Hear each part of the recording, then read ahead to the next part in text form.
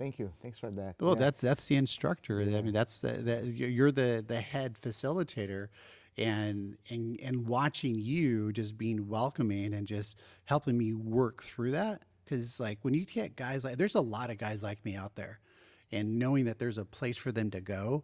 Like, hey, you can find balance, you can find that community, and you can still work on your jujitsu. Totally. Yeah. It's huge, and Yeah. I'm able to see that. Yeah. Sometimes we just need guidance. We Yeah, need somebody to like, hey, you can go this way, yeah, or try to come this way, right? yeah. Yeah. And like, there is a very good thing that I understood while talking to you right now and listening to you. It's I can definitely say that you do have jiu-jitsu within you. So you are like like a fruit of what jiu-jitsu does, Right. which is like, changing people's life, mindset, philosophy, way of see the life through the jiu-jitsu lenses, applying the jiu-jitsu mindset of the mats, not to fight, but like, Right. to understand about resilience, persistence, and discipline and everything. So I can totally tell you that you have like, for sure, like jiu-jitsu inside of your heart. Oh yeah, Yeah, yeah. that's even why I put the book together, because one of the biggest things for me was a lot of people when they start jujitsu, they don't know where to really start. So that's why I go, hey, let me put together the ultimate jujitsu unlocked, the ultimate beginner's guide, like so people can find like, hey, there's different ways to choose a school, like depending on where you're going. Like if you want to compete, there's high level competitor schools. Maybe that's your fit. If you really want to learn fundamental jiu-jitsu, maybe you go to the baseline of a Gracie Barra and learn the basics of it. And then you can expand on your jiu-jitsu journey. Just because you start one place doesn't mean you have to stay there. You can always go different things. And I think I've noticed that with like when you guys had Hodger Gracie here. Like you got a world champion guy here that's teaching, like one of the guys, the creme de GOAT. la creme. Yeah, The GOAT, one of the literally. best guys, and he's here because this is the pedigree. This is the basics, and I realized I never learned the basics.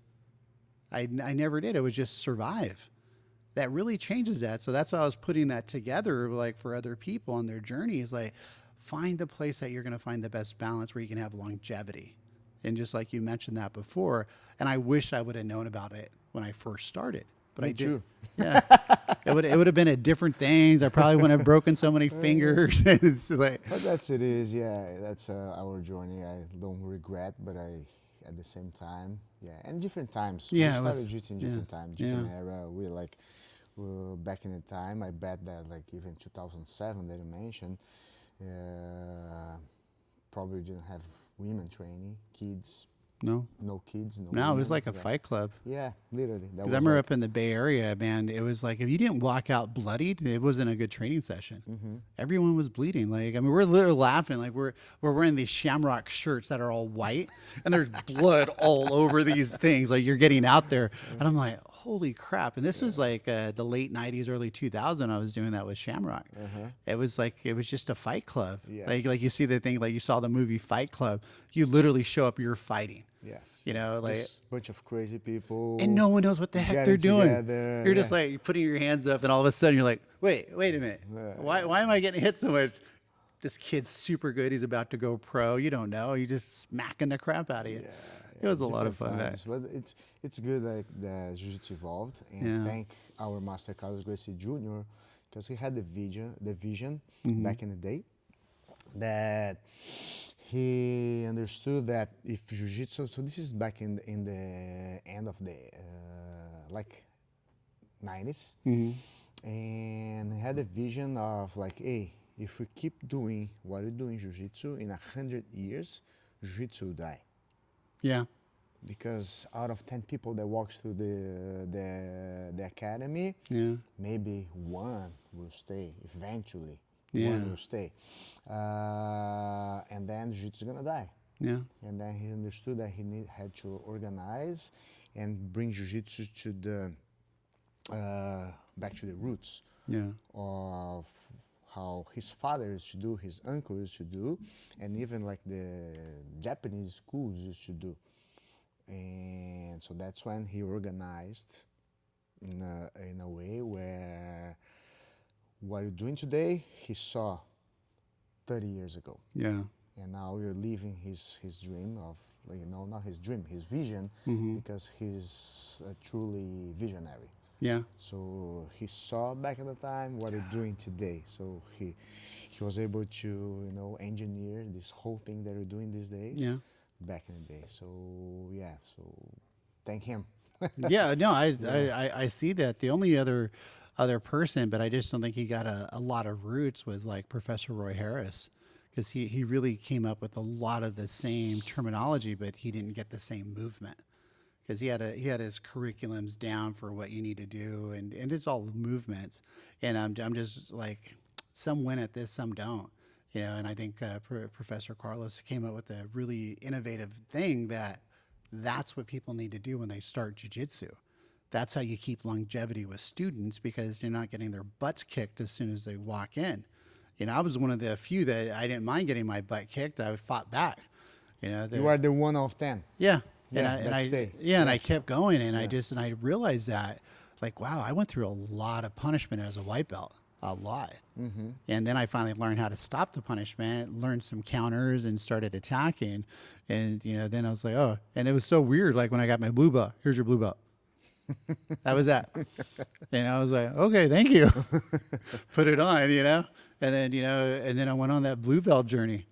I was like, I was a long blue belt. It was like over 6.5 years as a blue belt. That was me, 6 years. Yeah. Of blue belt. Yeah. And you look at your belt, that it's all white. That's my belts. Same with my purple belt. When I finally went through purple belt, it was, I always tell people, it was like different seasons. Like, so when I got my purple belt, I literally had to do a 3-hour class.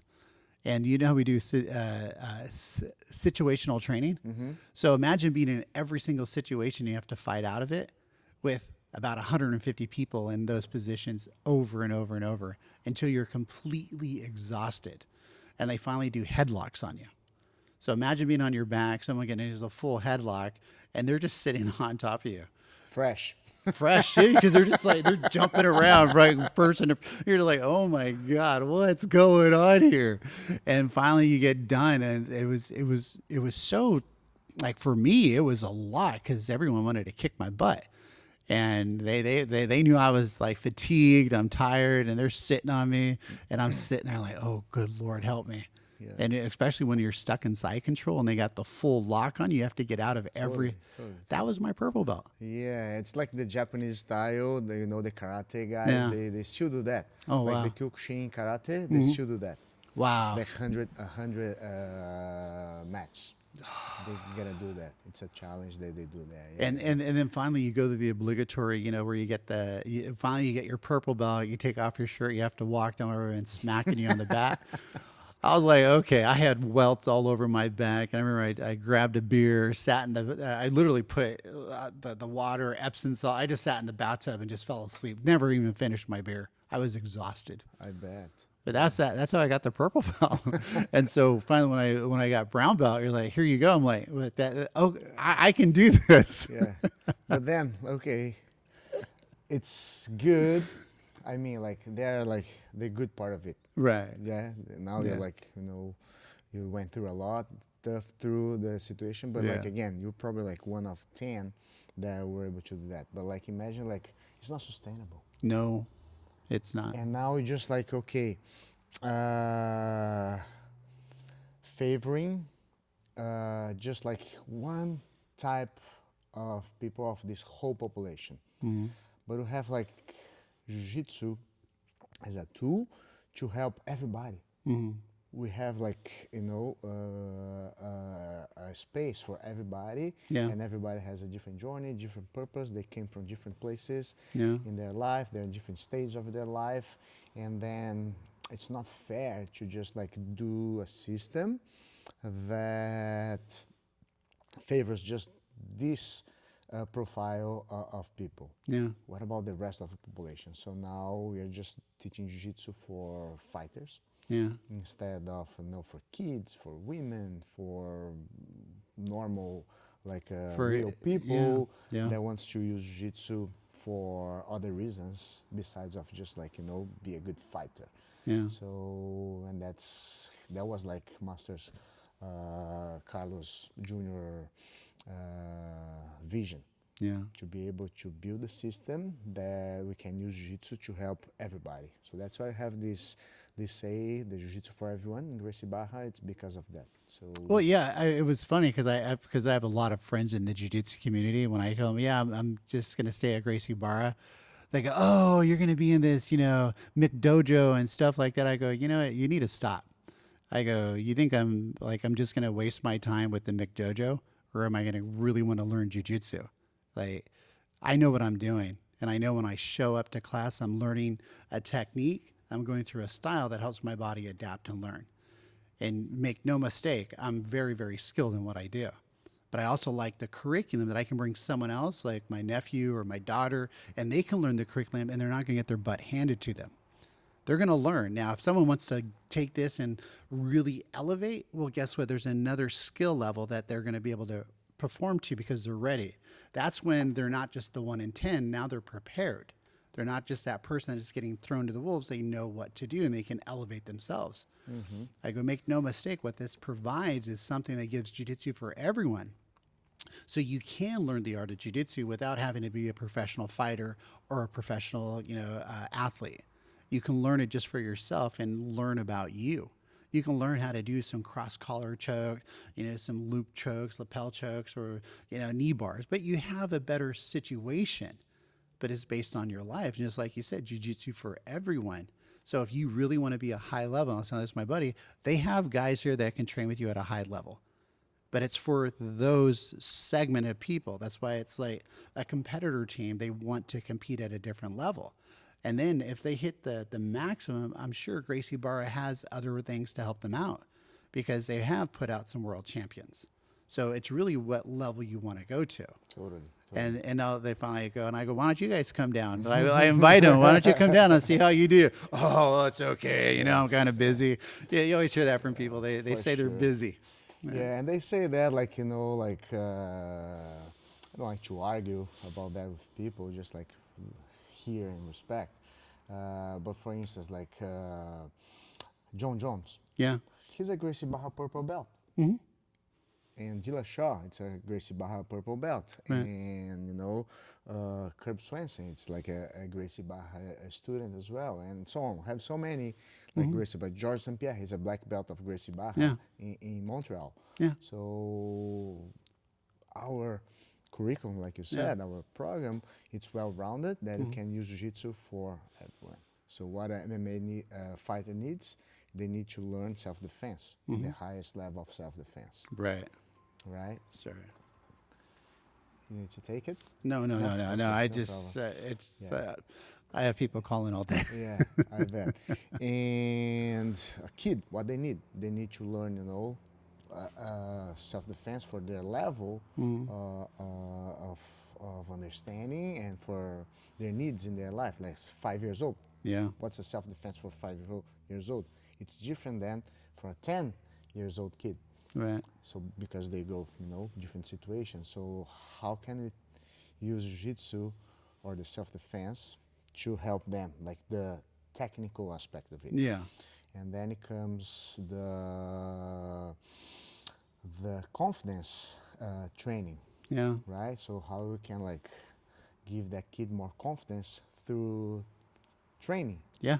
And how can give them the understanding of respect, Yeah. the understanding of resilience or discipline, and so on. And I believe that all those values, of course, it's part of who we are, our family, the environment, but it's also trainable. Yeah. The more you train to be respectful, the more respectful will be. The more you train to be disciplined, the more disciplined will be. So, and that's what the curriculum, what the Gracie Barra program does here. So we can help people in many ways, not only to become the fighter. Well, yeah, and that's if you want to be a fighter. Yes. And that's, make no mistake, like my son, years ago, was like, I want to be a fighter. Me as a dad, do you really want to go down that path? Come on, man. I'll support you, but man, I'm like, let's talk about it. Let's try. I go, why don't you just train jiu-jitsu just to train, and let's not worry about that. But it's like every young guy